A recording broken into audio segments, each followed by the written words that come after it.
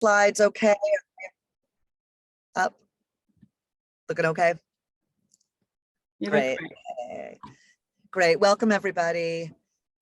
My name is Leah Sham with the Vision Zero Network, and I'm joined today with our partners in organizing at the national level for World Day of Remembrance with It Could Be Me, Families for Safe Streets, Road to Zero, and all the amazing folks on the local level ground doing the important work, which we're going to hear from today.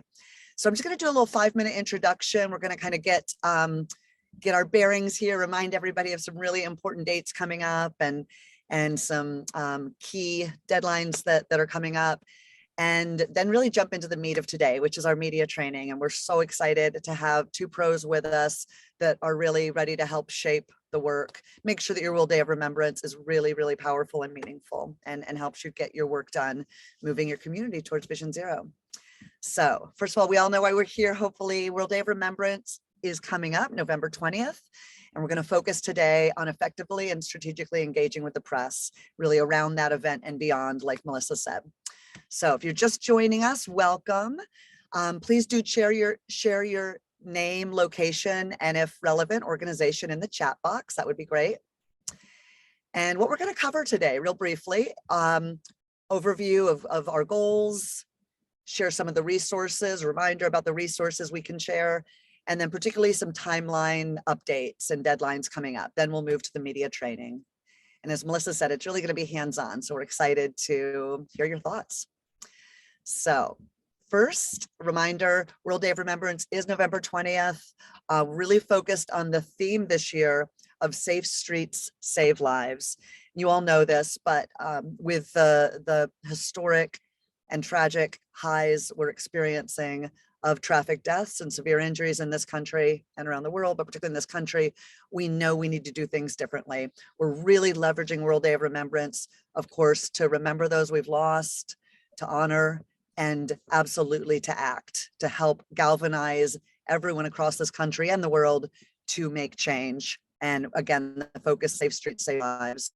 So just a reminder that last year we had a really, really good turnout.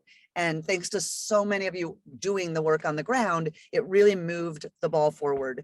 More than 35 communities, you see here just a sprinkling, a sample here, but really used the World Day of Remembrance events, the media around it, the political galvanizing and community organizing around it, to really move the policy and advocacy changes on the ground that they're asking. So again, think of this event, of course, as remembrance and honoring those we've lost or those who've been injured, and also looking ahead. How do we make change? That's what we're going to work on today. This is a lot to take in, but we just wanted to share. This is more than 60, I believe, about 60 or so communities that we've heard from so far that have said, hey, we're either definitely planning a World Day of Remembrance event or we might be. So we hope your name's on here or your community's on here. If not, we'll tell you how to do that. But hopefully it can be this many and more. Again, we really want to help as many communities as possible, whether it's a really small event or a really big event or anywhere in between. There is something your community can do on World Day of Remembrance for road traffic victims. There's something your community can do to draw attention and galvanize action. So again, we just want to remind people it's across the country, small communities, medium size, large, blue states, red states, rural, urban, everybody in between. So again, hopefully you see your community on here. If not, follow up and we'll get you on here. Great. And then I'm going to pass it over to my colleague, Tiffany. And we just want to summarize some of the ways that we want to offer to help. We know that some of your organizations, some of your groups and team are probably very small. It might be a handful of you. It might be one person. It might be a dozen people. But what we want to do is help bring more resources and support to your event. And then ultimately, of course, your advocacy. So today we're going to focus on this media outreach, really thinking about messaging and how to do strong interviews. We'll talk about op-eds at the end. We're going to talk about the toolkit. We've got new office hours and all sorts of the ways that we can amplify your message. So we hope that you'll take advantage of these. And then Tiffany, I'm going to pass it to you to kind of walk through, and I'll move this along, walk through some of these items.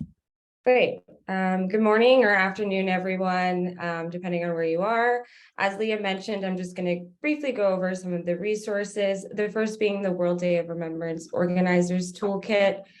Just includes essential information on event planning, some pre-event logistics, and sort of how to follow up after your event. The next is the World Day of Remembrance Guide for Organizations. Are there any organizations such as hospitals or civic organizations or local electeds that you want to involve in your World Day of Remembrance event? This is sort of a guide you can use to help draw attention and action from those groups.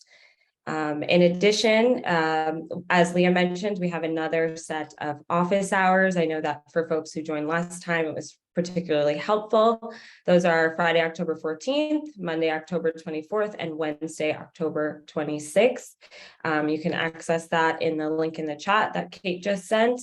And then finally, just want to reiterate, please share your event details with us by October 20th. This will allow us to promote it on our events page and amplify the message, promote it on national media as well as on our social media. And you can send that info to the link on this site or also in the chat coming shortly. And if you did already fill it out, you can also fill it out again and reiterate, just to reiterate that you can highlight your event.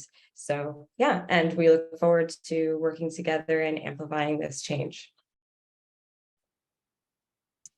Great. Thanks so much, Tiffany. Good fast talking there. By the way, everything Tiffany just went through is also on our website. Kate, maybe you could pop in that page when you have a chance into the chat box, but we've got all those links to everything Tiffany's went through very quickly with a lot more detail and such. Just a reminder that in addition to the media training, this is our monthly organizing call. We will have one last monthly organizing call next month. That'll be November 8th, same time, same link, etc. Then, of course, the event is November 20th, and then we're going to have a debrief call on the 29th. So we've got a little outline here. We'll make sure we put this calendar in on a link as well so you guys can find it. But really key dates coming up. One thing we forgot to mention here is that on Sunday, October 16th, is the storytelling training for members of Families for Safe Streets and others who've lost loved ones. That's important. For those who are interested, let us know. October 20th, next big deadline, then those office hours, next call, etc. So lots coming up. On that note, let's get to the main show. I think one of the things we've been most impressed or encouraged by in these past years of working with you all and other folks on World Day of Remembrance is how it can really help us organize more effectively and frankly not feel so alone in this work.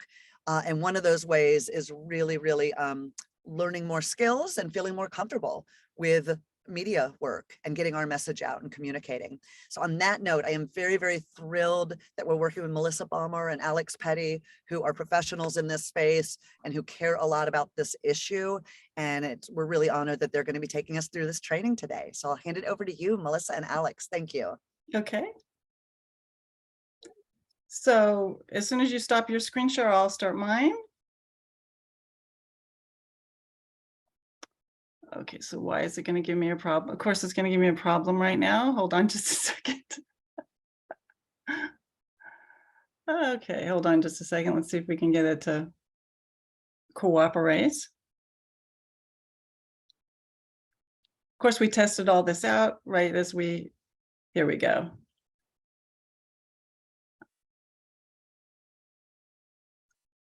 Great. Can everybody see that okay? Is that working for everybody? Okay, so I am Melissa Balmer, the founder of petallove.org. And I came up through, I've known Leah now for years, like over a decade, because I came up through bike advocacy from a marketing and public relations background in Long Beach, California. And I worked on the first Bike Long Beach project that they did there. And then I got involved with the California Bicycle Coalition and had the privilege of working as their media director for a few years. And what I wanted to do this year was, we did a great training last year. It was robust. We had a lot of fun. It was with my colleague, Jim Brown, that'll be with me next Sunday on our, when we're doing our storytelling training that will have a little more media relations, but it's mostly going to be about storytelling, is that I wanted to have a real media relations person that's working at the top of the game now with us, because that's a lot of people that are working in advocacy respond to the media.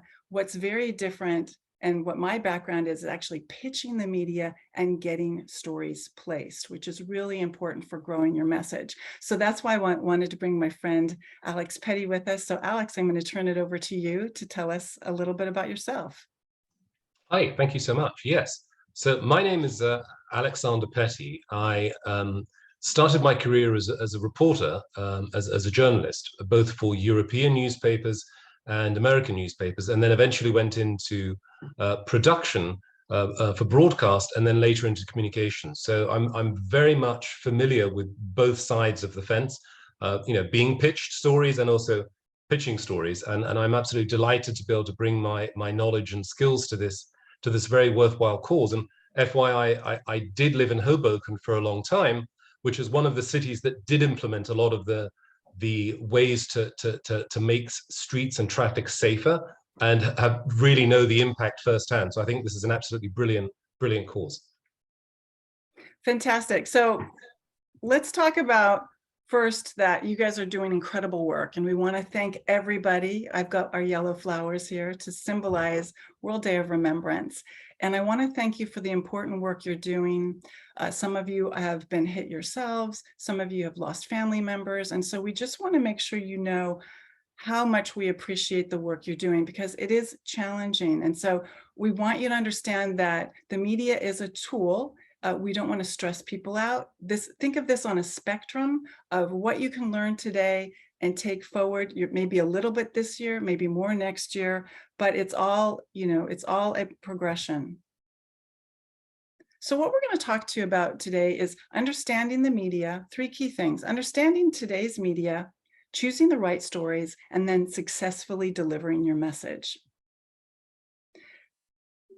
This was not a great news article. I will find that for Leah and share you guys why this wasn't great for a follow-up email, but this was a great headline. This is the heart of the matter. This is the elephant in the room that we're all so incredibly passionate about. And this was from Fox News in Tampa, Florida, I believe. So these resources that we're sharing with you today are going to work for you, whether you're a newbie, whether you have some experience, or you're pretty well seasoned. And that's really why we brought Alex, because he's going to help us up our game.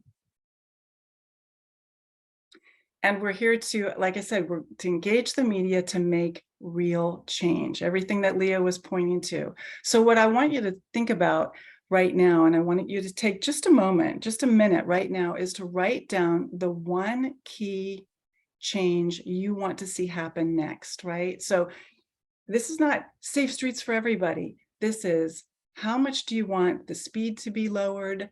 How much do you want particular crosswalks to actually be put in place, a new intersection? Get really specific right now, just a minute. I'm going to time us, and we're just going to take a minute to write down one key thing that you want to make happen in your local community.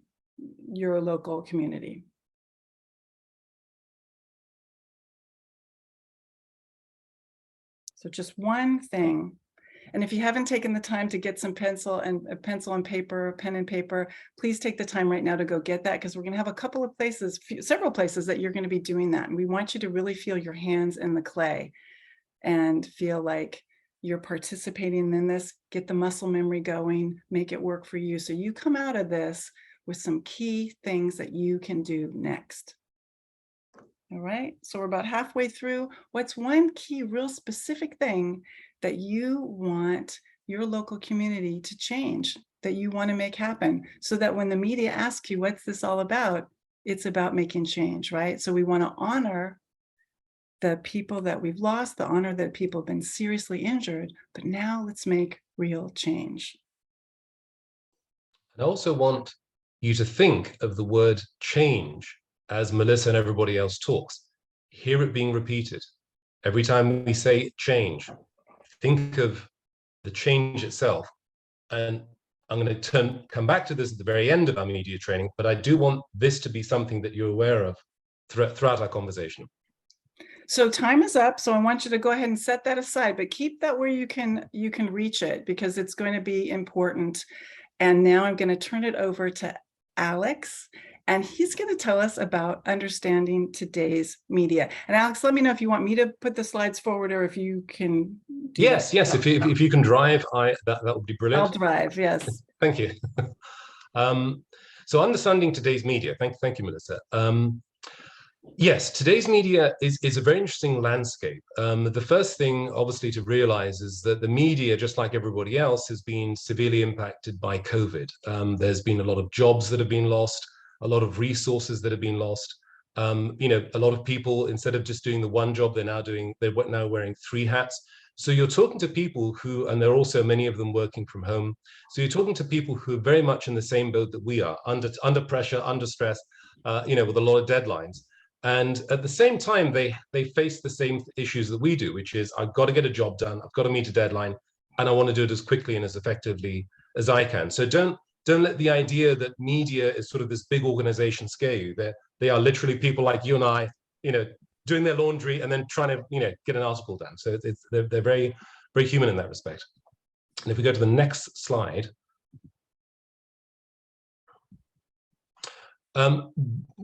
Some of the things that I think is important is to understand why media matters, the types and the timing of media, and who it is that we should pitch. And that sort of gives us the picture of what's going on. If we start off with why media matters and go to the next slide, one of the things that we know is that when things are in the media, it brings credibility. The people who you're looking to influence pay attention to local media and regional media. It lends authenticity and credibility to your story, and that's obviously incredibly important. It also is a question of volume. Once you're in the media, it gives you the largest possible audience that you can. Obviously, social media does the same thing, but in a different way. And it also gives you preparedness. Being in an interview not only allows you to get your message out, but it also prepares you to speak to the local leadership, to speak to the influencers. It puts you in the position of being a passive recipient to being an active participant, which is psychologically incredibly important. And if we go to the next slide. Okay, here we go. Come on. Yeah. And it's thinking about it. It's thinking about it. Hold on, let's see. Here we are. Doing it. And just for the purposes of what we're talking about, predominantly what we're talking about is going to be traditional media. So print, online, radio, television, podcasts, with some YouTube channels. That's because I think everyone's pretty fluent already in the Instagram and Facebook. So with that in mind, let's look at some of the media, how far out you have to, or how far in advance you have to reach out to them, and ideally what you should send. So if you're looking at print or online, and typically they tend to have both platforms, you'll want to start reaching out about 2 weeks before your event. That way they can put it into their planning book. Usually there will be a morning meeting with the reporters, with the planning desk, with the editors, and they'll take a look at, okay, what's coming up over the next couple of weeks. And then the next time you want to do that is a couple of days before, because at that point they're like, is this something of importance? Yes, let's put it in our calendar. A couple of days before, they start thinking, who do we assign? Who's free? Who's going to be in that neighborhood covering something else who can also cover this? So you want to have that 1-2 contact. Ideally, you'll want to send a press release that has the 5 W's, the who, what, where, and when, so it's easy for them to understand the story. And then with an email, you want to try and make this as brief as possible. Ideally, as short as a text. It just wants to be something along the lines of, hi, John, I saw you've been covering a lot of traffic, thought this might be of interest to you because it's important for this and this and this reason in our local community. So keep it super short. The average reporter is going to get about 200 emails a day, aside from personal ones. So you got to think that the easier and the faster you can make it for them, the better. Same thing with the subject. The subject should be really easy to read. It should be something like, save the date, this and this event. Make it easy to read, make it stand out. Radio is good because they have a lot of flexibility. Again, you want to reach out to them about 2 weeks before and then about 1 week before. That's because obviously they need to program an interview, they need to get scheduled time. Same thing, press release and an email. But the great thing about radio is that they need to fill time. They've got all those hours that need filling. How are they going to do it? So they tend to be some of the most receptive when it comes to interviews. Television, you need to give them a lot of advance notice. National needs at least 6 weeks, just because there's a lot of major breaking stories. So you want to reach out 6 weeks ahead, and then about 2 weeks ahead of time. When you're talking about local or regional, you want to do it much, much closer, a couple of days out. And again, the reason for that is that in the TV newsroom, the way it works is that they say, here's the truck, here's the reporter, what can they cover on that day along the route? So that's how they plan it out. There's a fire here, there's a mayoral thing. Can we fit you into our route? So that's why they won't know if they can attend until a couple of days before. Again, press release, super brief. Podcast is slower. So they need a lot of time. They need at least a month and then a couple of weeks outreach, because again, they're looking at programming, they're looking at audio, they're looking at editing. So it tends to be a slower, once it's in there, it's evergreen. So there's a great advantage there, but it is a much slower medium to work with. YouTube, again, about a month, because there is that video component. And then that second reminder a couple of days before. YouTube, the advantage of it is that you can just go out with your cell phone now. So it's much faster than going out with a digital camera like television. Keep in mind that as we're talking to these people, everybody now likes to send emails. An easy way to stand out is actually with a phone call. Just pick up the phone and talk to somebody. Be chatty. Hi, I live in X place. I have a great story that I thought might be of interest to you. So that way they know it's local, they know you're somebody, you're not just sort of this, faceless email that they can ignore. So that gives you sort of an idea of timing for this. If we go to the next slide, which it's going to move slow, I guess. Oh, yeah. Sorry, you guys. I don't know. No, it's safety over speed. Yeah, right there. We didn't mean to make that message be like with my internet connection. Yes. The joy of living in the rural America. Yeah. Oh, I do want to mention one thing that I did double check with Alex. I've told people before, but that is, do not send your press release as an attachment to the media. You got to copy and paste it into the body of the email, because they have filters that just get rid of those attachments. Yes. Until they ask you. If they start asking you to send them JPEGs or something like that for a story, then you're fine. But until they ask, be safe. Yeah. Who to contact? Typically what I do is, now I have access to something called, and some of you might also, there are a variety of databases out there like Muckrack, Cision, Meltwater, that can give you all kinds of data and names of reporters and things along those lines. But Google can actually be incredibly helpful too, to digging that up.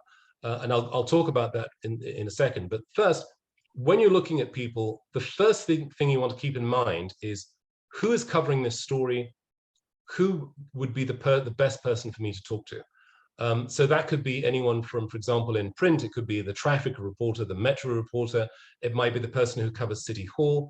And don't forget the photo desk, because a lot of times if they don't have a reporter who's available, they can send a photographer and they can put a photo, again, just like Leah showed us, some of those images are incredibly grabbing. That with a sentence, that's a story. You've got a story out there. So that's definitely something that you can put. Sorry, I did that by accident. No, that's okay. That works well. So as I mentioned earlier, and we can bounce back to the second one, I did a little bit of research here on Google just to sort of show you what this might look like. So I looked for, in Redding, California, who is the local newspaper? It's the Record Searchlight. I looked up the traffic reporter to see who's been covering traffic, accidents, roads, I shouldn't say accidents, beg your pardon, crashes, road construction, things along those lines. And it's a chap by the name of David Bender. If you go to the bottom of his article, boom, it says, reach David at here, or by phone, etc. So a lot of times you will get that information pretty quickly.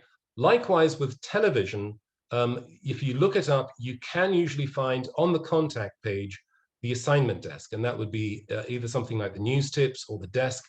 And again, the assignment desk is the people who are in charge of sending out reporters to cover local stories. So that typically is going to be your best bet. Having said that, if you wake up and watch the morning news and you see something like, our mayor is committed to improving roads, okay, take note of which morning show that was, at what time, phone up and say, hi, can I speak to the producer of the morning show? I saw you did this story and I thought you might be interested in my story because X, Y, and Z. So in as much as you can, localize it, make it about the city, make it about something that is really local to your community, and it's usually going to catch their interest. Again, radio, again, there's the same situation at newsroom. The best thing with radio is that they like to talk. So they like to listen to people talk. So you can always give them a phone call and you'll find that they're usually quite friendly when it comes to taking a phone call. If you go back to the previous slide. Let's see if this is going to let me do this. Let's see if it'll let us do this. Yeah, it's, I can't believe this is never, every time I do anything like this, there's always one new little hitch, and it's like, it doesn't want us to do that. But if it doesn't, that's all right. Here we are. No, it wants to go forward. It doesn't want to go back. Okay, onwards we go. Do you want to take this slide? Do you want me to take this? Well, I think, we wanted to make sure throughout the whole thing that no matter what level you're at, you feel like there's something that you can do. So newbies, today we're asking you for Leah, what's your solution and your call to action? We're going to get into this in my storytelling a little bit more in just a second. But if you have some experience, Alex, you're talking about if you've been in a story before, you're talking about getting in touch with that reporter again, because you're going to create that relationship. But I do want to talk about briefly, I want to have Alex put some thoughts to this. So one of the things we're asking, if you're seasoned and you have an event, you might call a reporter and ask them to go for a walk or a bike ride before World Day of Remembrance to exactly an intersection or a road that's really challenging. So Alex, you have some thoughts about that? Like how, you can kind of become a media darling? Yes, definitely. So again, the big thing for reporters is time. The more time you can give them, the better it is, because they're going to take your story and work at it in little chunks over a couple of weeks or over a month. So if you can invite somebody out, again, localize it as much as possible. Phone somebody up and say, hi, I live on the corner of Garden and Yannon Alley, and it's unfortunately a place where there's a lot of car crashes. I'd love to take you for a walk around this block, and you and I can go hand in hand, and I can point out easy things that we could do to improve this, such as A, B, C, and D. So definitely bring a personal aspect to it, invite them into your world, and help them as much as possible build the story. And again, the key thing that drives news, remember, obviously, is new. That seems self-evident, but it's important. And so whatever you're doing something new. We are asking for change. We are asking for something to happen that's different in the community. And remember, the thing that wants to report is this is what is happening and this is what people are asking for. Why is this important? Why should I care? And so that's something that, again, as Melissa was talking about change, always be thinking, what is the change that I want? What am I asking for? And then keep repeating that. So again, every time you hear me say that, I want you to keep thinking about change. This is the change I want. This is the change I'm trying to bring. And when you give the person the walk, this is the change we're talking about. Go ahead, Melissa. Sorry. No worries. So basically, you summed this all up beautifully already. And we're going to be talking about this more in the next section, which is you want to use personal stories that illustrate the challenge. You want to talk about the solution, and then you want to have your specific call to action. So right now, we want you to take another couple of minutes, just 2 minutes right now, and we want to know, what can you commit to for World Day of Remembrance as far as who could you reach out to in the media? Now, if you're a newbie, you might say, oh, well, writing a press release and sending it out is the only thing that I can handle this year. If you're seasoned, you're like, well, we did get some coverage last year, so I could call those 2 reporters that came. And if you're seasoned, we're challenging you, right? We're challenging you to the bike walk, or the bike ride, or the walk. So let's just take 2 minutes right now, and if you know this off the top of your head, I'm gonna time us, but if you know this off the top of your head already, what we want you to do is share in the text box. What are you committed to this year? What are you going to see about making happen to reach out to the media? What's your next goal? What's your next goal for this year? And think about, as you look at the wonderful people that we have gathered here today, is there somebody that you'd like to write a note to that you could buddy up with over the next month or so to support each other, to brainstorm, to get to that goal? It doesn't matter where they are in the country. You can, get on Zoom calls like this and support each other in placing something in the media. So what's your goal this year? What's the thing that you want to make happen?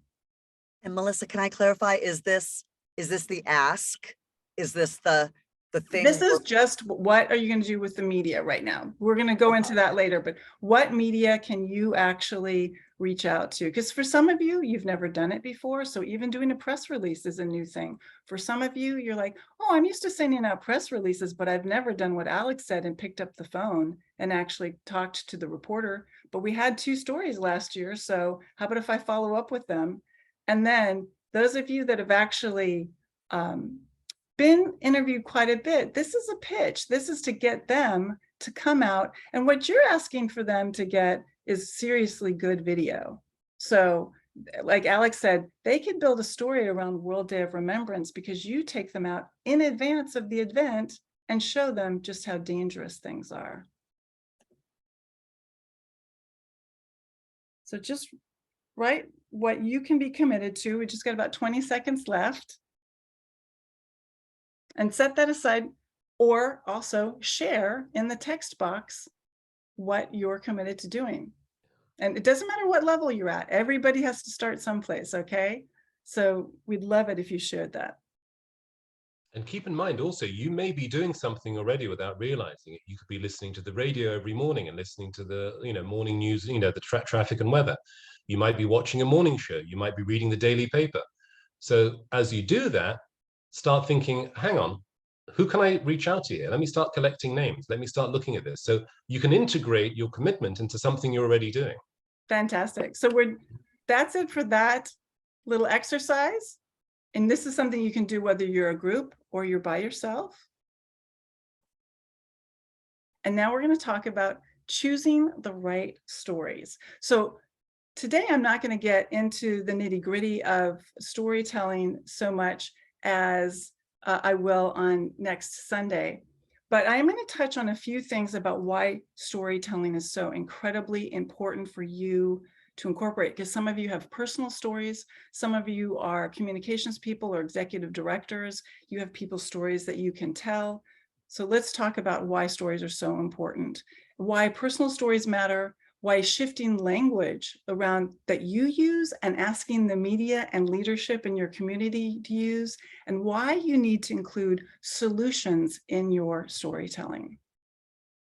So personal stories matter because it's all about brain chemistry and science. So the fact is that you need the data, but without the stories, you're not going to make the change in your audience, whether it's a journalist or whether it's the people at a city council meeting, whether it's the audience that's reading what the journalist wrote. So here's why stories matter. These are 3 key reasons that when you're listening to, reading, or watching a story, you have similar brain chemistry to the person that wrote the story, and if it's a live event today, like today, to the storyteller themselves. So storytelling actually breeds compassion by the neurological changes it causes in the brain.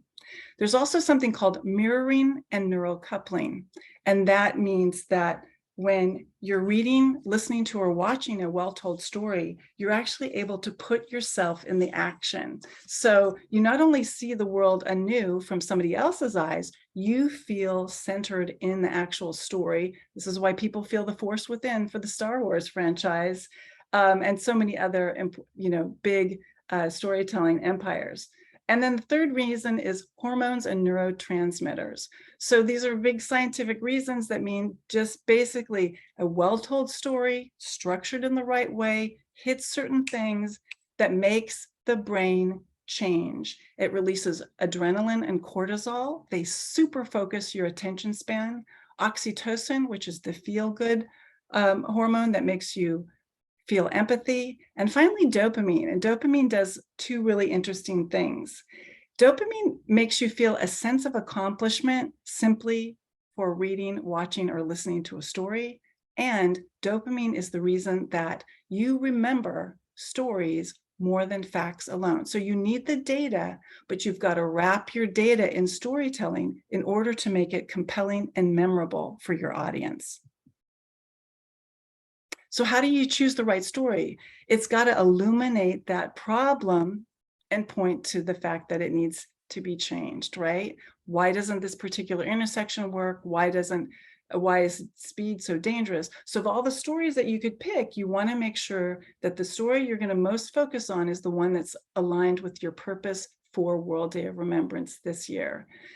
You want to make sure that you have permission to tell the story. If it's not your story to tell, you want to make sure you have permission from the person. You don't want to re-traumatize anybody.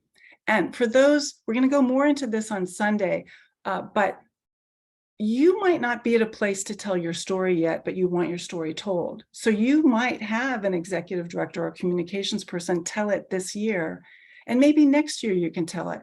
Wherever you are, that's okay. You don't want to re-traumatize the storyteller. So like, make sure you're ready. Make sure, and if you're asking people to tell their stories, make sure they're ready.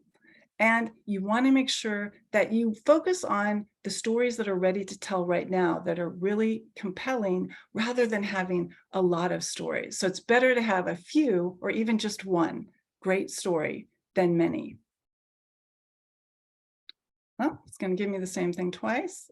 Oh, right. So if you're a newbie, like I said, you might ask the executive director to tell your story for you because you're not quite ready. But just the exercise of working with them on the story is going to be great.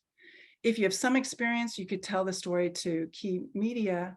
And then if you're really seasoned and you're really ready, your story actually becomes the call to action, becomes the flag that you use to engage the media and get it out in many different media channels. What we focus on at Petal Love that's a little different than what other storytelling organizations might do is to tell really short stories. So we get people to tell 3 to 5 minute stories specifically because that's a great amount of time to use for a media interview. You can use it for a fundraising phone conversation. You can use it for a cocktail party conversation and many others, but it's really getting that story down short and sweet that you can get across to other people. So what I want you to consider doing is developing a storytelling practice. Now, if you're an organization, I invite you to create a storytelling culture in your organization. If you're an individual, to do a storytelling practice, because you want your story to be so, you don't want to memorize your story word for word so that if you miss a word, you're totally messed up and you don't know what to do. You want the emotional arc of it so that no matter if you have to tell it in 30 seconds or if you have to tell it in 5 minutes, you're ready to go. You know it backwards and forwards. So the reason that language that you use matters, and so we've talked about crash, not accident quite a bit, but it also expands into some other realms. And we are basing this on the report from Tara Goddard, Kelsey Ralph, Calvin Thigpen, and Evan Iacobucci from 2019 and some other work that they've done. And that is that how the media writes about traffic crashes, how leadership talk about traffic crashes affects readers' perception about who bears the responsibility. So a next thing up from crash, not accidents, like you might have gotten your local media to change that. But the next thing is, hey, you guys are writing about cars as if cars are sentient. The car jumped the curb, the car ran over, the car. No, there was always somebody driving. So you might look at, and we'll share this media tip sheet with you that goes into this report. Look at what's the next thing you can nudge your media to start changing. So why do you need to have solution storytelling in your media outreach and when you're telling the story? There's a great organization called the Solutions Journalism Network. They train journalisms around the country. It's a nonprofit, and their goal is to train journalists across the country to do solution storytelling in their coverage. This is something, for those of us who are old enough to remember, used to happen more about 30 years or so ago, but now everybody's gone into their opinions, everybody's gone into just writing about the problem. Now, the Solutions Journalism Network 2 years ago had a company do research on whether it's really working, and they found out in a small but very important research project that solution stories have more audience appeal, they have better ratings, and they have greater impact. So the people found that when they do solution storytelling, people talked about the solutions that are covered in the story with their family, their friends, and their coworkers. And then, get this, they did their own research to learn more about that solution. And that's exactly what we want. So a lot of you might be at a place where like, oh yeah, no, I'm ready to talk about what happened to me. But now we're asking you, per what Leah's talking about, is bring the actual real solutions of why slowing down speed, fixing that intersection would mean it doesn't have to happen to anybody else ever again. So the Solutions Journalism Network uses this really wonderful acronym called WHOLE. So when you're looking at your story and you want to bring in solutions, what response does this solution address? How does it work? How is it done? What insights does it offer? What are the limitations? And what evidence does it provide? And this is not you needing to be the public works director and having all the schematics for how to change that street, but it is you having done your research and knowing, for example, that in Hoboken, they have done some great work. We could do it here in Ohio. We could do it here in San Diego. So you bring the solutions, the public works people are going to actually make it happen, but you point to them. Did you know this is where it works? This is how it works. We could do it too. This is possible. So now I want you to take a moment, just 2 minutes right now, and I want you to think about what's the story that you want to tell for World Day of Remembrance. Of all the stories you could tell, what's the one that's going to really work for this year that lines up with a solution that you know you want your community, a change that your community, you want them to make. So your solution is also your call to action, right? So you're bringing them the solution and you're asking them to do it. So right now, let's just take 2 minutes. Let's time ourselves. And Alex, if you want to jump in with some thoughts on this, go ahead. But, write down what's the story that you want to tell, and what's the solution you want to point it to, and the call to action that you want to make happen. And again, if you already know this, please go ahead. I see that we've got some great shares in the chat box. So keep it going. Inspire each other. What are you going to do this year? Alex.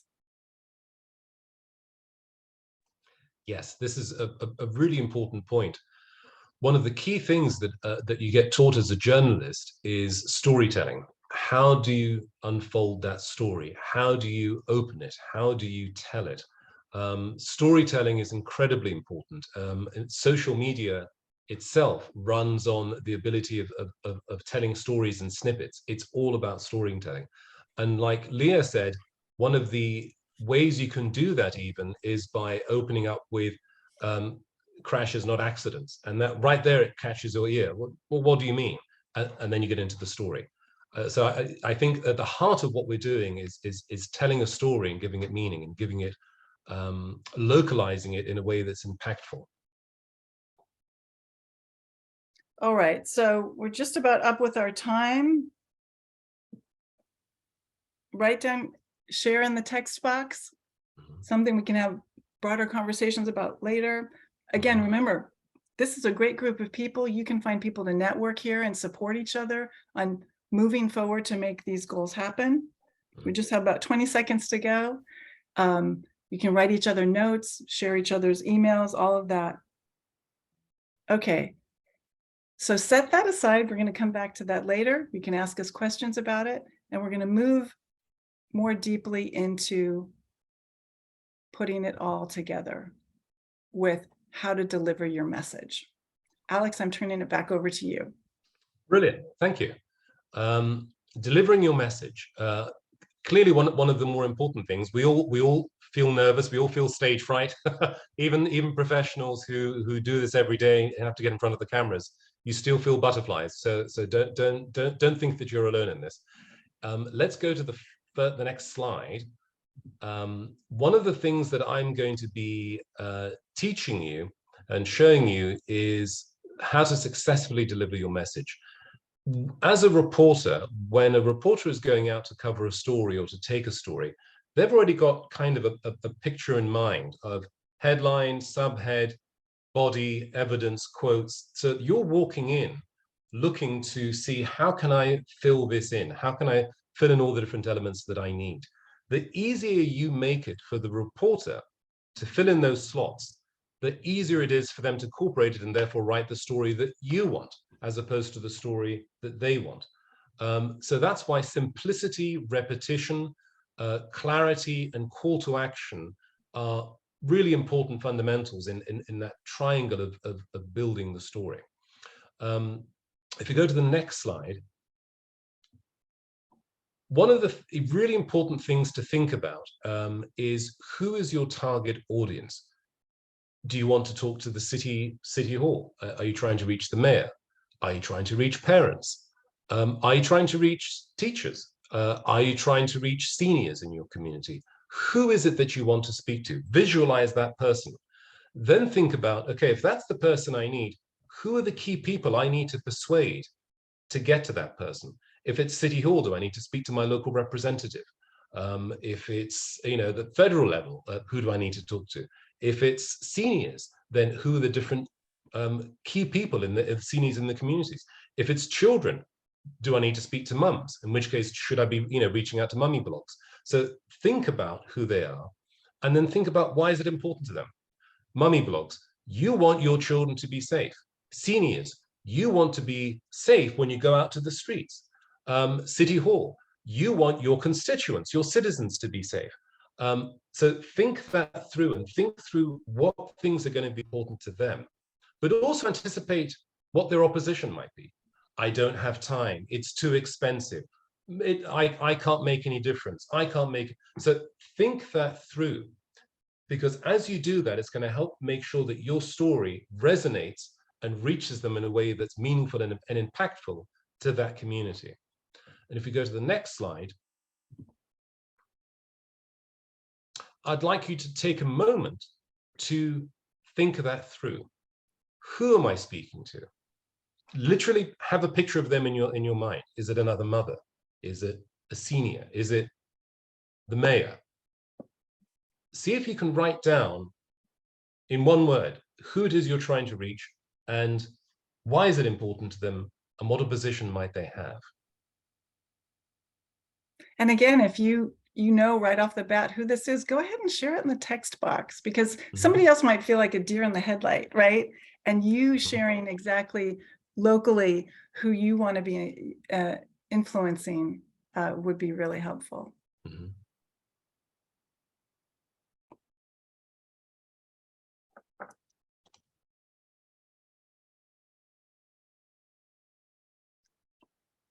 Would you like me to move forward to the next one? Yes, absolutely. And to Leia's point, aiming for the influences, aiming upstream is really important.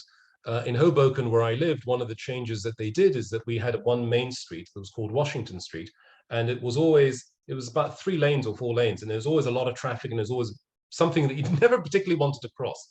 They widened the pavements tremendously. They put in clearly designated bike lanes. They also put a lot of things that made it very visually obvious that the speed you're going. And that was a very specific thing that had a huge difference. So thinking of, again, as she points out, think upstream, think specific, because these changes really do make a difference. Keys. When you're talking to media, it's really important to have 3 simple messages. You can have 4, but 3 is an easy number to memorize.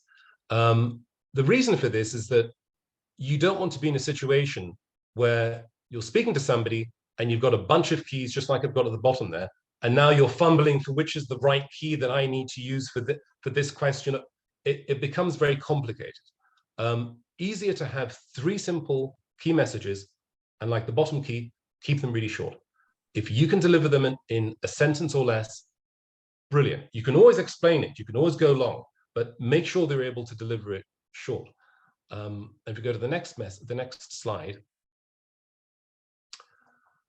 simplify your message, make it easy to memorize, easy to understand.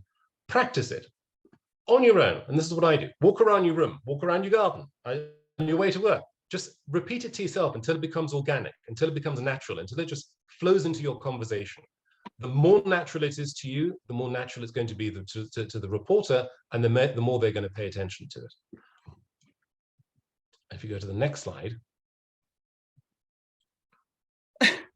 Or not. I think I figured out what happens if I move away at all from this. Yeah. It stops wanting me to be Yes. able to do what I want to do. So let's see if it's going to do it. And remember, the reason that we want this to simplify these messages is because we're asking for change. And that's always something we're going to go back to. We want to ask for change. What's the change? That door we can open, but we're doing this because we want change. Keep it short. If you provide a lot of messages to somebody with the hope that one is going to stick, it's likely that none of them are going to stick. If you keep it short and keep it to a few, the likelihood of that key message sticking is much higher. Just like we're talking about, we're asking for change.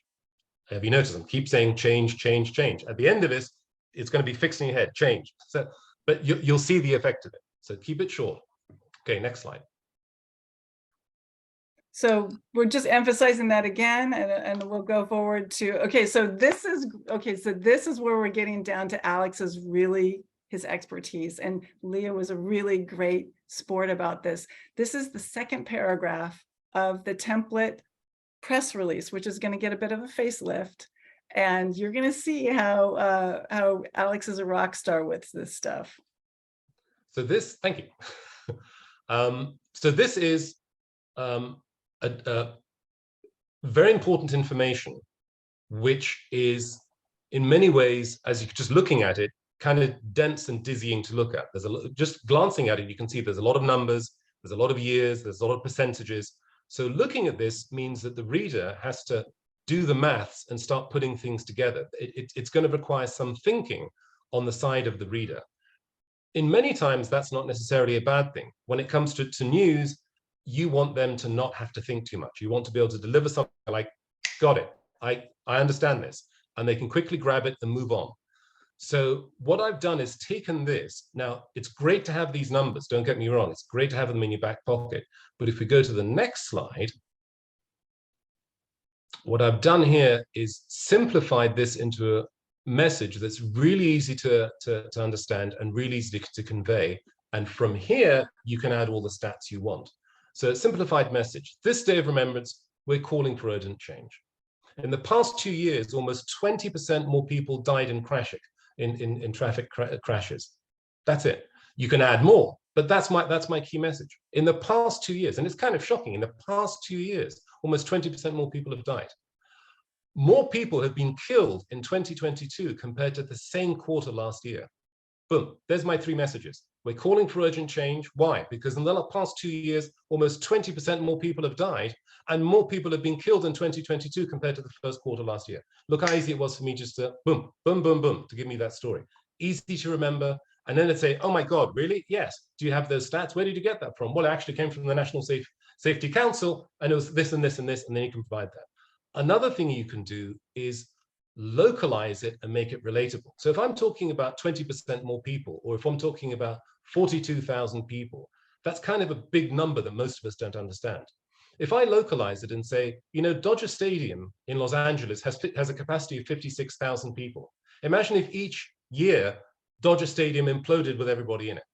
Imagine if my local stadium, imagine if UCLA, which is 46,000 students, each year UCLA sunk into the ground and disappeared. Ukraine, there's been about 10,000 civilians who have been killed so far in this war. More people have died in traffic crashes than have died in the war in Ukraine. So you make it relatable, make it something you're like, God, I didn't realize that. You can, if you live in a really big city, find a quarter, find an area. If you live in a small city, divide that city in half. It's like half our population passes away. Think of ways to make it localized and relatable. And that's something that oftentimes we're trained to do as journalists. You'll hear it when people say, that's the length of 3 football fields. That's like three Olympic pools, you know. So they give you something that's like 2 Empire States on top of it. Make it relatable. Bring it back to earth. One of the other things I've done here, if you've noticed, is that I've put people first. In the past 20 years, more people have died. So I'm not talking about traffic crashes increasing. I'm talking about people dying. Put the heart of the story first here. If you go to the next slide. Bum, bum, Crisis. bum, bum. Yes. What do you do in a crisis? So in a crisis, I'm looking at 2 things. Is you're inevitably going to get somebody whose job it is to ask difficult questions. And they want to poke holes. That's what journalists get paid to do, is to make sure that there aren't any holes in what you're talking about. So the way you handle this is that you want to create yourself a difficult questions worksheet. You want to learn how to bridge from those difficult questions to your key messages. And you do that also, like I said, by practicing. So if we go to the next slide. So the reason there's a little skeleton there is that I want you to think about all the little skeletons in your closet that you'd much rather not come out and address. And obviously, we're also in Halloween, so it seems seasonal. So on the minor side, questions you found difficult in the past, write them down. What are the things you just hate answering? What are the things you find difficult to answer? Is it numbers? Is it finance? Is it statistics? Think of all those questions that you find difficult. And then on the plus side, think about the key messages that answer those questions. Same thing, matters you'd much rather not discuss. For example, somebody might say, you know, we did what you said, we decreased the traffic, you know, we reduced the speed on that road, and yet still there were fatalities. Okay, now I'm in a sticky situation. What do I do? So what are your talking points to that? Issues that are particularly critical, whether it's cost, whether there's so many other urgent things that we should be spending money on. So write all these difficult things down, and then write what you think is going to be the talking point that answers that. And you can spend as much time as you want on this. Oftentimes it comes to me as I'm doing dishes. I'm like, oh my God, what if they ask me this? And then I write it down. So you may find they come to you throughout the day. If you go to the next slide. And what we do is we create a bridge from those difficult questions to our key messages. And hopefully this will become apparent. So I'm trying to use color coding in this too. This is a way for you to maintain control of the interview, and it allows you to steer the interview in the direction you want to go. The reporter may be coming up to you looking to cover this story for his or her own motives. They may have a bigger story that they're talking about. And you want to say, that's great. You're here because of me and my story. And you want to make sure that you're conveying and getting your message out there, not that your story is in service to the bigger thing that they're doing. This is for you and your story. You want to maintain control over this. And if you go to the next one, we do this by creating bridges. A bridge is a way to go from the question, a sticky question, to your key message. There's the variety of different ways you can do it. Here are 3 of them. If you get a sticky question, you can redirect the question by saying, okay, what's really important is, and then go into your key message. Or they say something and you say, that is true. And that's why we need to, etc. You acknowledge what they're saying, and then you take it to your point. Or they say something and you want to rephrase it back to your point. So you could say, well, I think it might be more accurate or correct to say. So if you go to the next slide, I've got some examples of this. So let's start off with the first one, what's really important. And thank you, Leah, for your contribution. She provided us with a variety of different questions and a variety of different facts in the answers, and they're incredibly helpful. What I've done is taken out a couple of things here to make it simple and easy to convey, but she's providing fantastic resources. Why is there so much emphasis on drivers? Aren't we all equally responsible? Fair enough question. What's really important is understanding there are many factors that contribute to safe mobility. That's my bridge. What's really important? That's my key message. There are many factors. What the question is trying to do is give you an either or. Is it drivers? Is it this? Is it this? What's really important is that there are many factors. That's how I'm going back to my key point. That's why we're asking. And then you go to your ask. That's why we want this change. Mayor X to make a Vision Zero commitment, to develop and implement, et cetera, et cetera, et cetera. So that's a very simple technique that we can use here. If we go to the next one, it's another sticky question. You'll say your goal is for us to reach 0 traffic deaths, but how's that possible when people always make mistakes? Let's agree with them. It's true that people will make mistakes, but it is possible to design our transportation system in ways that anticipate these inevitable mistakes. So my key message, it is true that there's mistakes, but it's possible, just reading the green, to make changes so those mistakes are not deadly. That's why we're asking for insert my thing. So again, a very simple technique, agree with them, and then take that to your key point. It is true people make mistakes. Because we make mistakes, that's why. Let me go to the next one. And here I'm taking something that is a little sticky when it comes to finances and showing how we can redirect this to what it is that we want. So our city has spent millions of dollars of taxpayers' money on for road safety. Why do we need another program? Honestly, we've spent millions over the years. Do we even really need this? This is an opportunity for you to rephrase and reframe what they just said by saying, I think it would be more accurate or correct to say, we've built a system that's inherently unsafe. So yes, you've built that. Doesn't mean it's great. We've been doing this for 50 years. Doesn't mean we've been doing it correctly. So you gently say, well, I think it's more accurate or more correct to think of what you're thinking this way. And then a brilliant key message. We built this system, we can change it. That's why we're asking, et cetera, et cetera. So if you've noticed that in each of these key messages, I've always lead to, that's why we're asking. That's the change we want. Change, change, change. If you go to the next slide. So when you're bridging, a good thing to do is pause. You can always buy yourself time by saying, that's an interesting question, and then you rub your chin and sound very clever.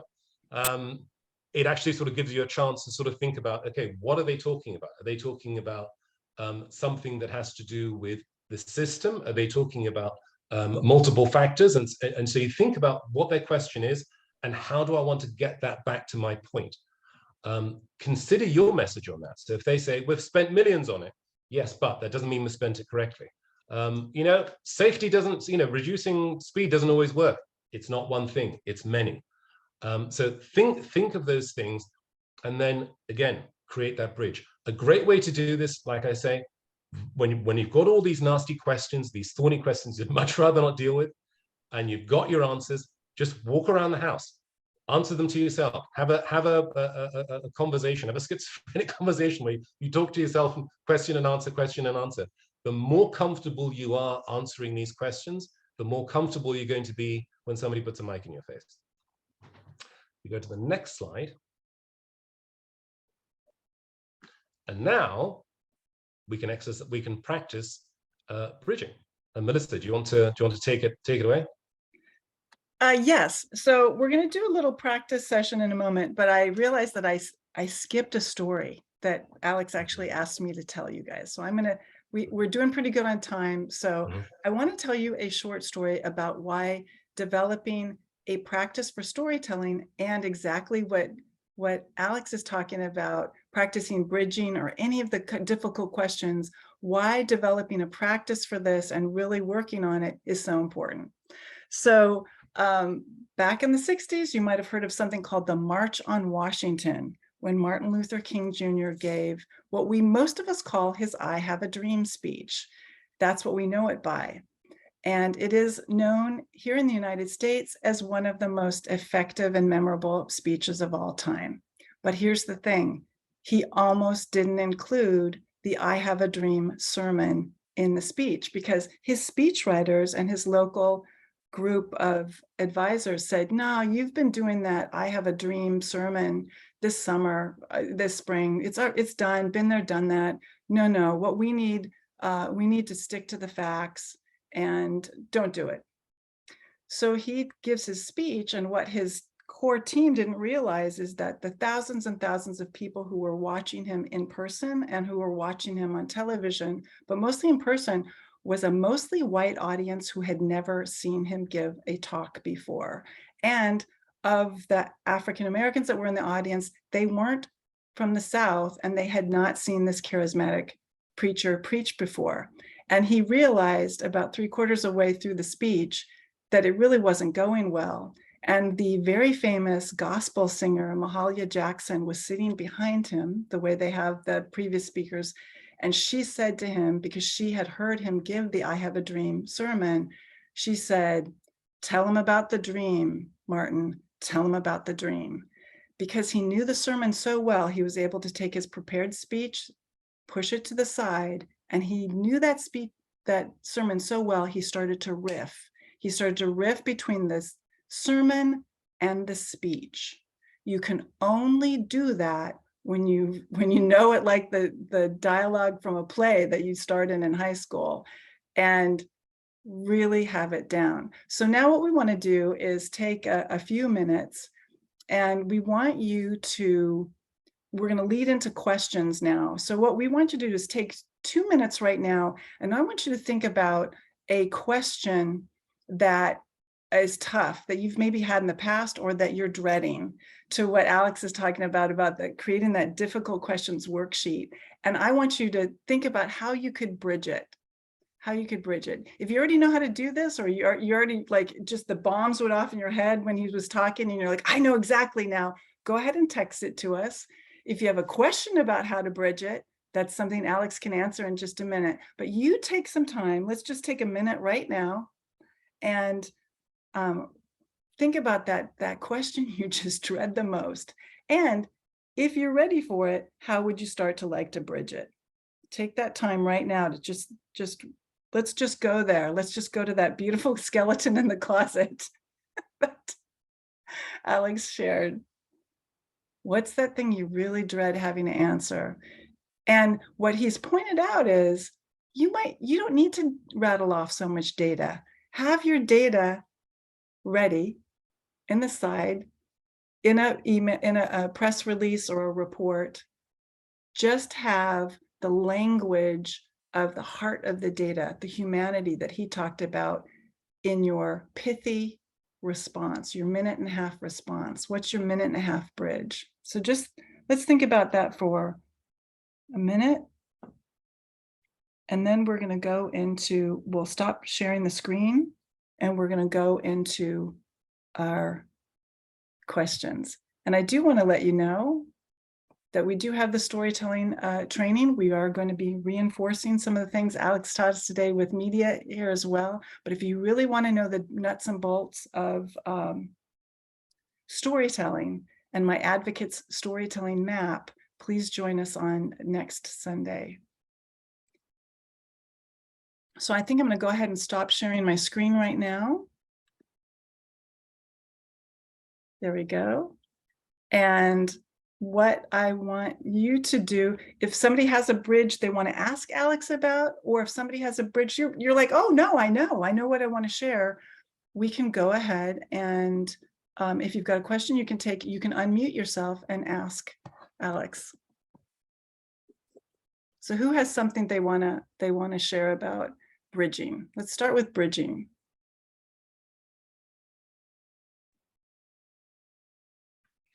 I have a question about the hardest question that I've gotten is not one where I'm challenged on a policy issue, but I always am asked in the aftermath of a fatal crash, what's your message to the family of the loved one? And they give you like 15 seconds. And it always catches me off guard. And I never, I feel like I really, I don't ever get it right. That is a tough, that is a very tough question to ask. What is the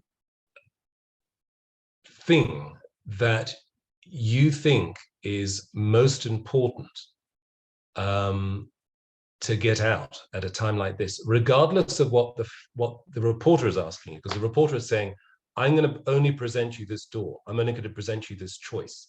And so now you're feeling forced, like, well, I'm in the spotlight and I've got to answer this specific thing. You don't have to answer that thing. Because I'm asking you a question, you don't have to answer it. That's kind of a trick that journalists do. We ask you questions, then we sort of sit there and like leave this big empty space that you think, oh my God, I've got to fill it with something. You don't have to answer it. You can answer with something you want to say. So you can say, my heart goes out to the family. It's a tragedy. I'm here to say this. I'm here to say, could be your transition. This is absolutely awful. It's absolutely heartbreaking. I'm here to say that I would like City Hall, I would like the mayor, I would like our legislation to change these roads so that to widen the pavement or so a good transition is to say why you're there, why you're being made available. Don't let them pigeonhole you into what they want. Put yourself in the position that you want. Thank you. Yeah. There's one here in the chat box that I want to have you address, Alex, because it's one that we've dealt with a lot in the over the years. This is from Jess, a speaker in Toronto, and she's saying, I see cyclists, as a reporter, I see cyclists running stop signs and pedestrians randomly darting into traffic all the time. Why should my car commute be slowed down and my hard-earned tax dollars be used to do safer roads? And sorry, my chat is not letting me, it's like going in between, but that's kind of the same old nugget, the same old chestnut that we hear. And we know that the reality is that, no, they think that their gas tax or whatever pays and it doesn't. But we've got to, how would you humanize it, but kind of like, you don't quite, oh, hardworking commuter, you're not the only one on the planet. Yes. I think in a situation like that, I would turn back to what one of the things that Leah was saying, one of the key messages is making mobility safe for everybody. We live in a society where we have to think of everybody, and therefore making it safe for everybody is what I would turn to. Leah, I'm going to turn to you for a key message here, but to me, that's when somebody talks about why should I, then the answer is, it's not just you, it's all of us. Yeah, I think you're spot on. I also, Alex, just picking up on something else, I really like how you redirected to, actually, we've been under-investing in systems for people walking and biking. That's one of the reasons, a major reason we see such a disproportionate, unsafe conditions for people walking and biking. So I'm glad you brought up funding. We need to fund walking and biking better. Our federal government's starting to do that, but we're here to ask the mayor to double the budget for pedestrian safety and bicycling safety. Perfect. And I love the way that we're here to ask for, and there's a very specific, this is what we're asking. Yeah. So one of the points I want to bring up for those of you who are seasoned or you're starting to get, the reason why you want to be so good at this is you might have heard me say media darling very briefly. And those of you who know me and have known me for a long time know I'm married to a media darling who speaks in pithy, quotable sound bites. And it's not what most of us can do. So to Alex's point of making sure that you practice it, but the reason that you want to practice it and get really good at talking to the media is that sooner or later, when you really make bells go off in their mind and they understand something the way they never have before, you will become a known source. And as soon as you become a known source, it's not you having to pitch them, it's them coming to you. Yeah. So, and then that makes your life a lot easier in some ways, but in other ways, it means that you have to have your ducks in line to respond to the media. And oh, okay, so Julie Risser has put this comment. Thank you very much, Julie. And she said, in Minnesota, 285 people have been killed by traffic violence this year compared to 361 at the same point in 2021. Things are turning around. Seems like we're solving this. When they come at you with like, yeah, well, things are starting to go in the right direction. How would you answer that, Alex? Oops, and somehow I lost you and you're on mute. Yeah, there you go. Here we are, I'm on mute. Sorry. Yes, I think to point out that yes, that's one of many. You know, again, to say that's wonderful, we've done this. We still have 10 more things to accomplish. The next thing we need to tackle is this. You know, we can and use it positively. We built this system. We can change this system. Go back to your key message. It's wonderful, we've done this. Now let's move on to the next. It doesn't end here. And Laura, I see that Laura Fredericks has a question. Where are you, Laura? Are you going to ask it live? Hi, I'm here. Hi. So, thank you for this today. So in August, the charges were dropped against the driver that killed my daughter, Emily. And we did have a reporter reach out to us and, you know, asked us certain questions, which we answered. And then his article that he wrote was completely slanted positively for the driver. Mm-hmm. So, you know, I feel like a difficult question for me would be, you know, we know the charges were dropped against the driver that killed Emily. You know, would they say, obviously, then he wasn't at fault? You know, either how do you feel about this, or why do you feel differently, or, you know, that kind of thing. So I feel like that would be a difficult question. I wouldn't be sure how they would frame it. And then how do we respond to that? Because it was just heartbreak all over again. And like my husband said, they made it seem like Emily's life didn't matter at all. So I feel that would be a really difficult question. And I want to, if I'm not asked the question, I would want to bring it up in some way, because that's like our next steps. Like, okay, what do we do now? So even if it's not asked, how would I bring it? Yes. What you've got is a classic situation of, well, first of all, my heart goes out to you, and I'm so sorry to hear of your daughter's passing. It's absolutely tragic. What the position you're being put into is either this is right or this is right. Either it was your daughter's fault or it was the driver's fault. It wasn't the driver's fault, therefore, right? In a situation where you're being put into either or, you want to create your own message. You don't have to answer it's a this or a that. So you can acknowledge that the driver wasn't, got off the charges. Go to the key message. Yes, the driver did this, but it's the system that created a situation where a driver who makes a mistake causes a fatality, in this case, my daughter passing away. So you can say this isn't the driver's fault. Sure, in my opinion, he made a mistake. The system is rigged.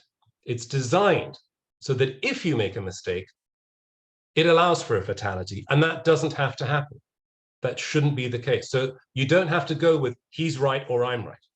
I think also what's incredibly important is to, in the same way that you brought your heartbreak to us, and thank you for sharing it, because I realize it's incredibly difficult.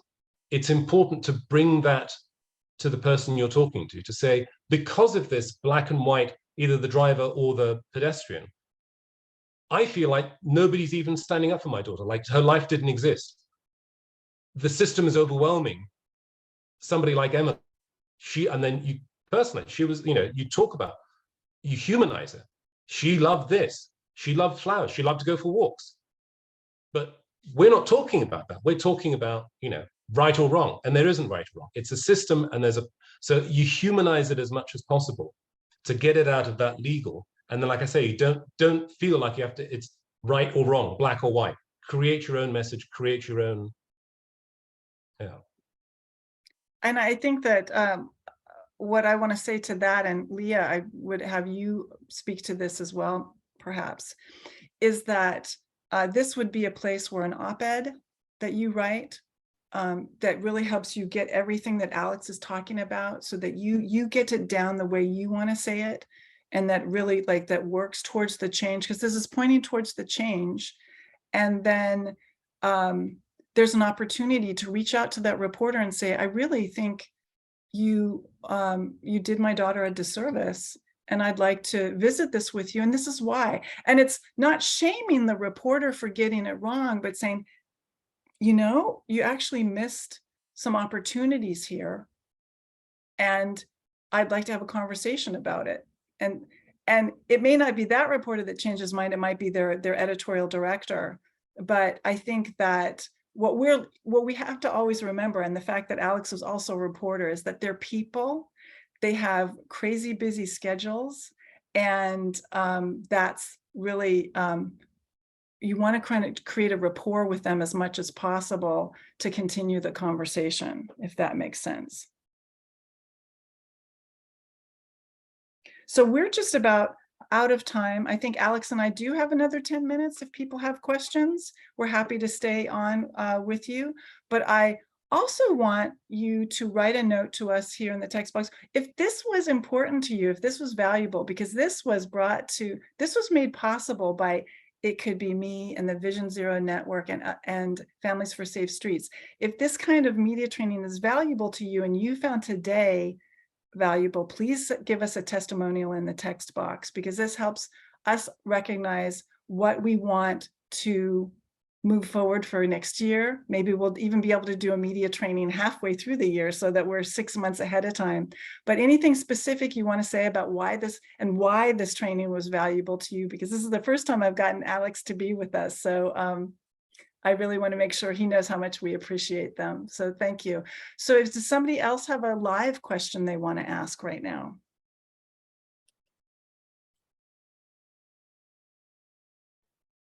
Looks like Stephen Bingham. Hi, yeah, I wanted to just, from San Francisco Families for Safe Street chapter, and I just wanted to add an additional comment in terms of, and I'm sorry I didn't get to name the woman whose daughter was killed and there was no prosecution.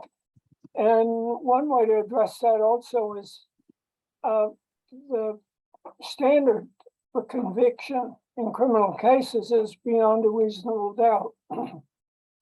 And there's many times when somebody is not criminally prosecuted because the DA concludes the facts are just too iffy, or maybe they're biased or whatever. And then they go on and file a civil lawsuit where the standard of proof is called a preponderance of the evidence, which is basically 51% of people feeling by only 51% that the person was responsible. And I think one way to address a journalist regarding a crash where the criminal case was not brought is to emphasize that the person was responsible, but there was confusion about the facts, and it's worthy of a civil lawsuit. So sorry, but I'm gonna have to take that call, but Okay, so let's go into another question. Does somebody else have a live question, or Leah, do you have a comment? Based on what we just talked about, well, I'm Alex's okay. response. I'm in the, oh, wait a minute. Stephen, we need to have you go Go on ahead. mute again. We muted him. Go ahead, Yeah, Melissa. thanks. Okay, so yeah, I wanted to actually get Leah's response. We're dealing with a situation where it's a tragic death. The press has not handled it right. Alex is pointing to some things. I've pointed to maybe an op-ed. What are your thoughts about some next steps for this family dealing with this tragedy?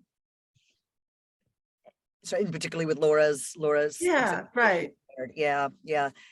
And we'll say, knowing Laura, I don't know if she's still on the line, but knowing she's doing so much amazing advocacy in her community, I think, you know, what you all shared makes sense. And I think to redirect and frame what, like you said, and really bring it back to that change, right? And, you know, to personalize it, like you said, if she's comfortable with that, actually to, you know, to talk about Emily and how much she's missed and her qualities, and to really look ahead and say, and I think I've heard Laura and others say this, I don't want another family. I don't want another mother to have to experience this.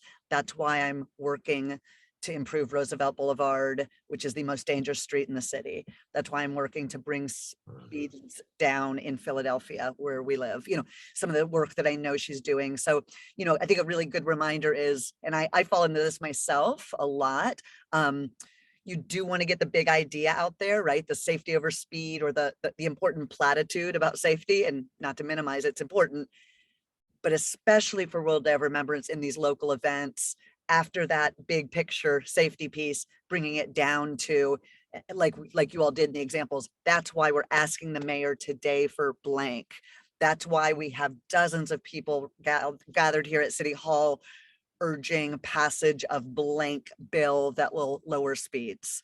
That's why we're demanding they fix X street where 3 people have died in the last 2 years, right? And really, really bringing it down to that clear ask, and then kind of stopping. I mean, in a way, like you really want to get the ask out there, and sometimes just let it be there. Let that kind of powerful ask own the space. Absolutely. So I think as we kind of round up today and end, if anybody's had clarity about what their ask is through this training, go ahead and text it. Go ahead and text it and share it here with people. And again, remember to reach out to somebody else if you think, wow, I think they kind of have a similar situation. We could support each other through, of course, the work you're doing with the Vision Zero Network. You're going to get that. We will share the slide deck. We will share all of the pieces that we've shared with you today. And I will be sharing the storytelling map with you that also talks about those nerdy but really important. If you have people on your team that don't get why storytelling really matters, you can point to the science, and then they start going, oh, okay. So thank you everybody for being with us today. Final comment, Alex, how do you want to round us up for tonight? Or this Yes, afternoon?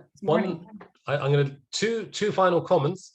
One is, don't always think about English speaking media in your community. There are media of many languages, and a lot of times people don't reach out to them, which means there isn't coverage happening. So even if you don't speak that language, reach out to them, be inclusive, say, this is something that's important to me, and I obviously know it's important to you. So reach out to Spanish newspapers, Indian, there's all kinds of different local newspapers that you can reach out to in your community. First thing is that, and then going back to what Leah said, change. We are here to ask for change. Always remember, I'm doing this because change. So if nothing else, the one thing I want you to get out of this media training is change. And I want to, on that thank you for that more than one language. I want to give a shout out to Trini, because Alex and I had the privilege of meeting her, and we both said, whoa, wow, she really needs to be on as a media spokesperson. And also there's so much Spanish language media that she could tell the story. So that's your invitation, Trini, to think about that. No, thank you. You're so sweet. I was gonna say, as like an anecdote, I have reached out to Telemundo and to other media sources, and I have become their person that they come back and as a resource. Brilliant. That's yeah. that's exactly what we want to see. So thank you so much for your support and for being here with us today. And I think we're all done unless anybody has like a final question. I just have one more pitch, which is that we also are here to help you once you take this training and start to put it into action. We have a consultant who's available to help you write your op-eds. So I put all the information again in the chat with our toolkit, our office hours, our link to our events. And where you link to the event, you can indicate, yes, I want help with an event, with an op-ed. Brilliant. Thank you so much, everyone. Amy, thank you so much. The person that they have this year helping with the op-eds is a fantastic advocate, a fantastic writer. And I really encourage you to take Amy up on that opportunity because it really will bring value to your advocacy efforts. So I'm going to stop the recording now.